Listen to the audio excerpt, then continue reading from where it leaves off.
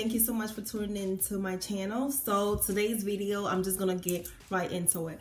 I wanted to make a video to talk about my experiences in Ghana, West Africa, when I took a trip. When did I take a trip? I think I left November 31st and I got back December 31st. So it was exactly 4 weeks. And it was an amazing trip. Like, it was so much fun.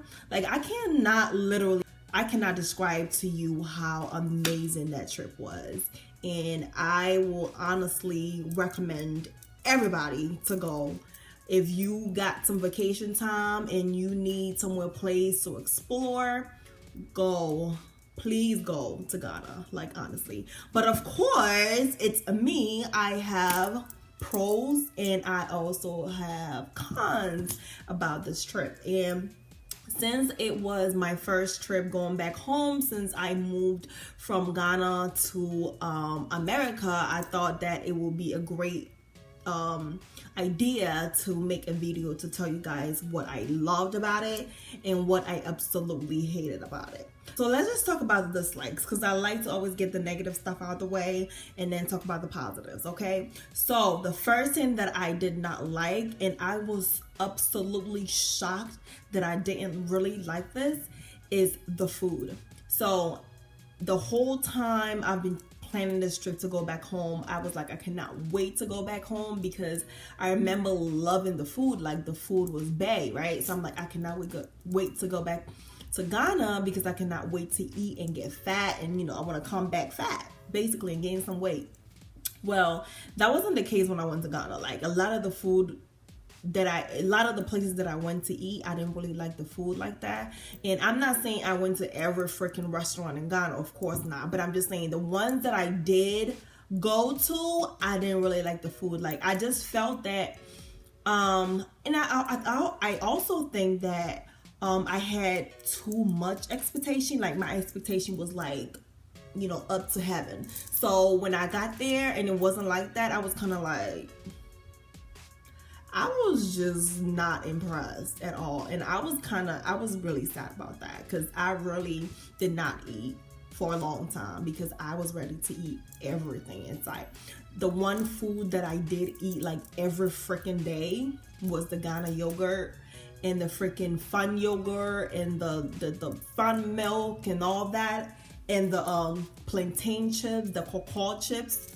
Oh my god, that was bae the whole trip. I think I ate that every single day pretty much. So that was bae. The second thing that I did not like is the heat. I just felt like I was hot all the time, like literally all the time. And I just did not like the heat. Like, every time I would go out, I would be sweating. I would just be so uncomfortable. And so, yes, that's number two. That's one thing I did not like about Ghana, is the heat. Number three, the dust. I felt like everywhere I went, in the house, outside the house, on the road, where, like, it was just dusty.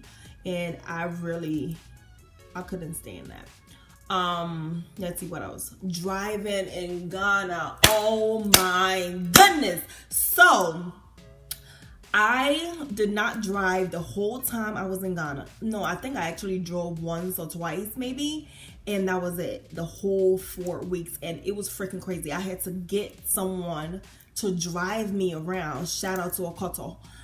He was the one that was driving me around, and I had to do that because Ghanaians, not everyone of course, and whatever comment that I make on here, mind you, is not everybody, but they freaking cannot drive. Like, the driving in Ghana is absolutely horrendous. Like, it's crazy, and I do not recommend you driving unless you're used to it. Like, if you do it every so often, you might get used to driving around. But I was just so scared to like drive on the main roads. When I did drive, it was just around the neighborhood. Like, it wasn't like on the main road, because I was not doing that, okay? I felt like I was gonna hit somebody and somebody was gonna die, and I just didn't want that. So yeah, I did not drive. Let's see. The traffic in Ghana, oh my god, the traffic in Ghana is freaking crazy. Like literally, if you leave the house, if you have something really important to do, make sure you leave the house super early and make sure you come back super early, so that you don't, like literally if you leave home at like 12, you're probably not gonna get back home until 12, okay? Because the traffic is just that crazy. And if you have an appointment, let's say if you have an appointment at 9 o'clock, for example, leave the house at like 6 o'clock, because if you leave the house at 8 o'clock, you may not make it to that 9 o'clock appointment. I'm just saying. What else? I hated the gas cost in Ghana. I feel like the gas costs so much more money, and I just couldn't stand buying gas like every freaking day, you know, because I would literally get 100 Ghana, buy 100 Ghana gas in a car, and it won't even last for 3 days. I have to buy more gas. The gas cost in Ghana is out of this world. The bad roads in Ghana, not every road is bad. There's some roads that are bad, but there's certain roads in Ghana that was just crazy to drive on, and I think that needs to be fixed. Like there need to be more highways, there need to be more, I don't know, overhead. There needs to be more like coal on dusty roads, and yeah, people staring in Ghana. Oh my Lord Jesus Christ, people can stare you up and down and around and turn around. Like you would turn around and look at them and they will still be looking at you. Like they have no shame whatsoever. Like no shame whatsoever. Like people used to stare at me, and especially me and my friend Sandra. Shout out to Sandra. People used to stare at Sandra all the time because Sandra has she had blonde hair, and so everywhere we went, we used to get stared at all the time. And if you haven't really like, if you had like shorts on, or if you had like a backless shirt on. I made that mistake when I went to Ghana. I think it was Kumasi. Went to Kumasi, and I had on a bodysuit, and it was a low back bodysuit in the market. But the only reason why I had that on at that day because I was going somewhere else, and I did have something over it, but I took it off because I got really hot.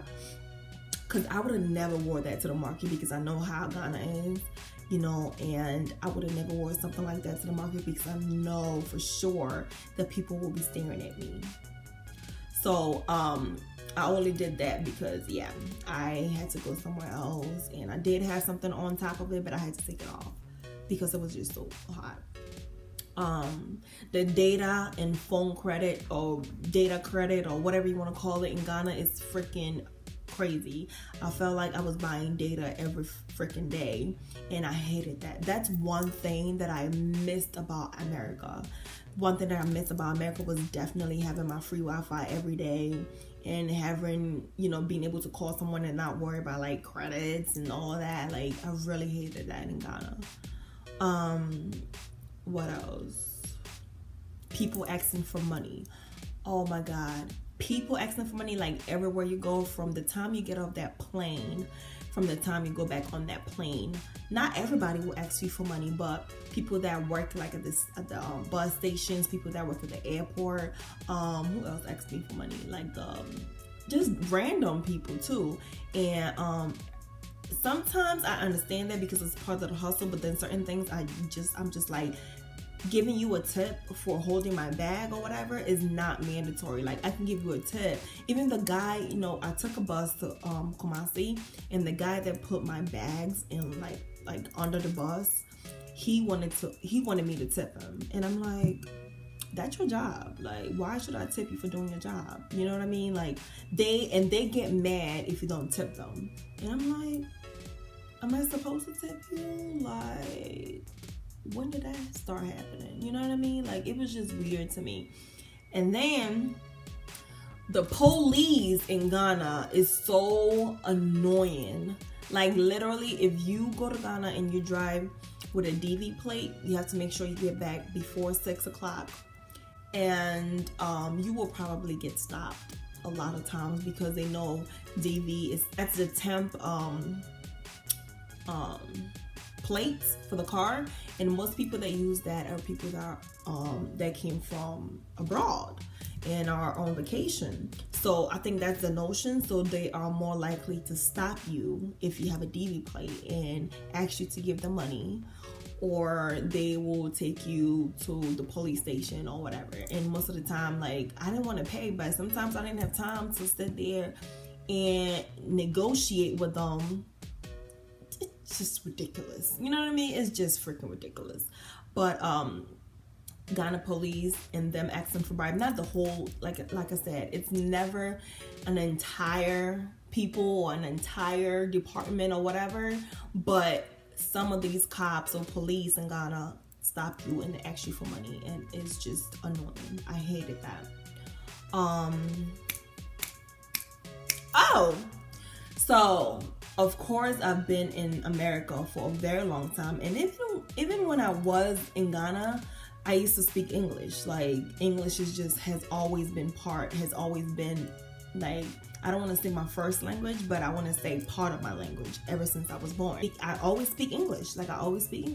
And when I went to Ghana, most of the time, like, I wasn't doing it on purpose. Like, I feel like there's no shame in speaking Twi, like me Twi, you know what I mean? But at the same time, sometimes people just expected me to speak Twi 24/7, and I'm like, I'm not gonna force myself to speak Twi to make you comfortable or to make you feel whatever that you want to feel. You know what I mean? Like, if I want to speak Twi, make her Twi, like, but I'm not gonna be like forcing myself to do it just so people don't think that I'm Obro for one, Obro for like whatever. I'm like, and I got a lot of people who made comments about that. I'm like, I'm not doing it on purpose. Like, that's just how I freaking talk.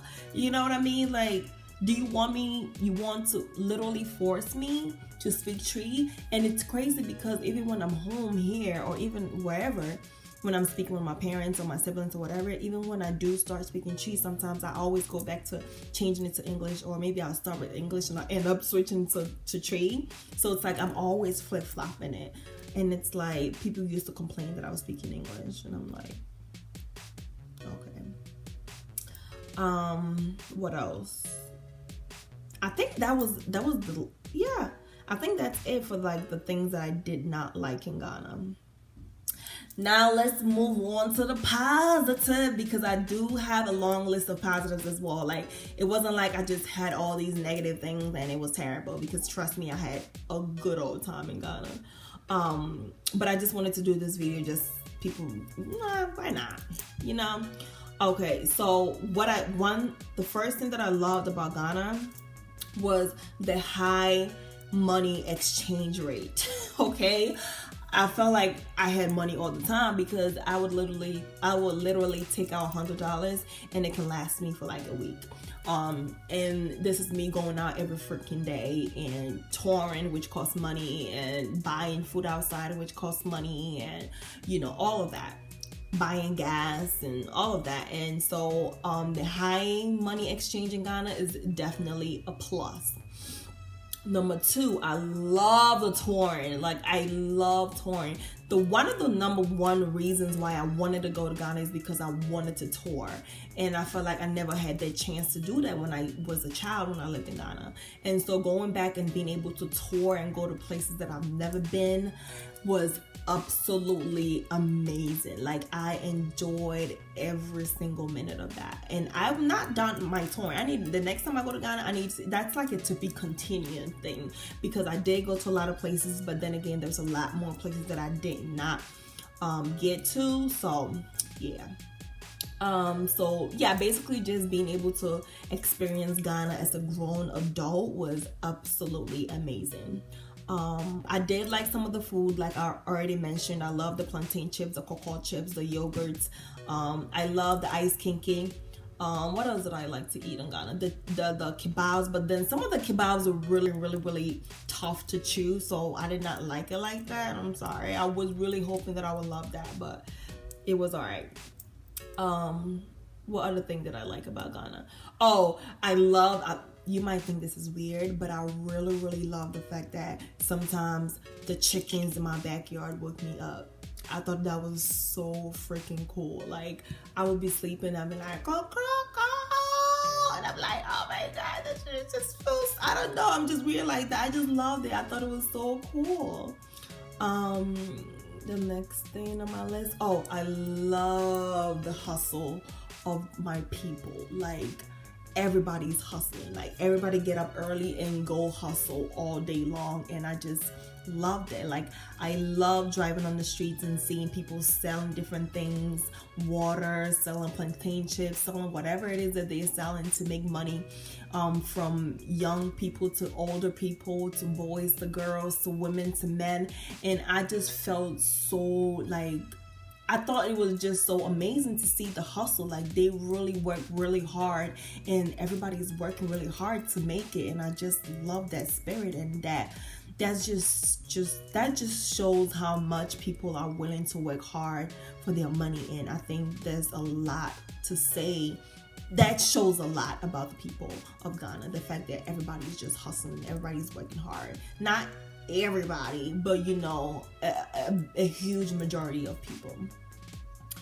One other thing that I loved about Ghana was definitely being able to connect with my friends, my childhood friends, and it was just so refreshing to be home, and it was so refreshing to be around people that I haven't seen for a very long time, and to see family members, and to reconnect, and to have people tell me how I was when I was little. And I just thought it was just so freaking amazing. It was just a complete blessing.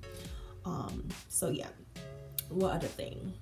Oh, for some reason, because I was always freaking hot in Ghana, I used to drink water all the time. Like, I was always drinking water, and I love that, because I don't drink that much water here in the United States, because I know how much water is good for you, blah blah blah, I know that, but I just don't like water because I have a very sweet tooth, and so like water just tastes like nothing to me.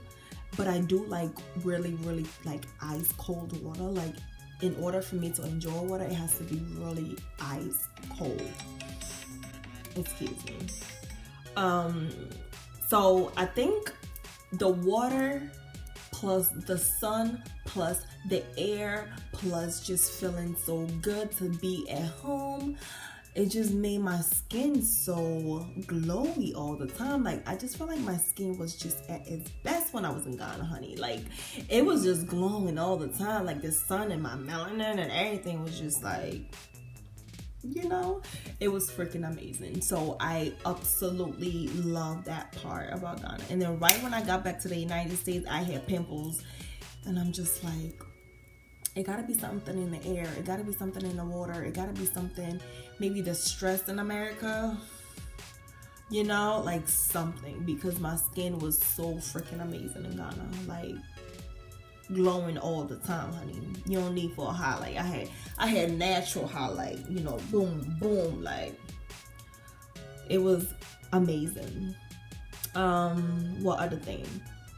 So going back home made me so grounded. Like, I think it's just amazing to be reconnected to your roots, to go back home and to reconnect with your people, and to basically just kind of give your meaning of who you are and where you're from. And it gives you it makes you even love yourself even more, and it makes you a lot more focused, and it makes you just more, like, I feel like my inspiration and my drive and my hustleness, if that's a word, just everything just went up, because I was just so inspired by a lot of things, and by the people, and by the hustle and everything. But when I went to Ghana, I didn't go there to go clubbing and to go to fancy restaurants and fancy whatever, because the number one reason why I went to Ghana was definitely to tour. That was my number one. Number two was to reconnect with my family and my friends, and number three was to do a lot of research as much as I could, and number four was definitely to see what business ventures out there that I can indulge myself in, because I think that's really important. So that's the end of my video. I'm not gonna like, I honestly wouldn't mind moving back home and living there. However, I won't do that. I would not do that unless I had like a stable business there and stable income there. If I had a really great stable income there and really great business there, then I would absolutely love to move back home. There's pros and cons in everything that you do. The pros in moving back home is definitely more than the cons, honestly. So maybe that can be part of my future plans, to move back home to Ghana. That would definitely, I would not be scared to do that anymore. Like, I'm very confident. I would be very confident in that decision. So yeah, even though I had some cons, I will love to move back to Ghana, you know.